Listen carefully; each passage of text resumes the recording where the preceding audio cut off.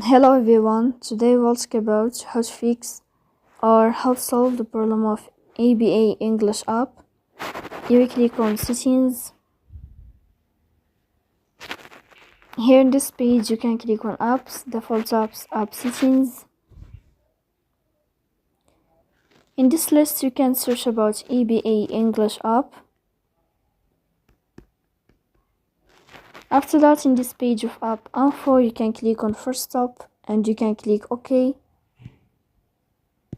Here we'll enter to the window of storage. Then you can click on clear cache.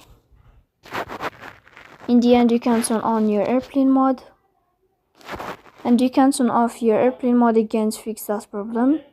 So please don't forget to support us by like and subscribe. See you next time in another video and thank you for your attention.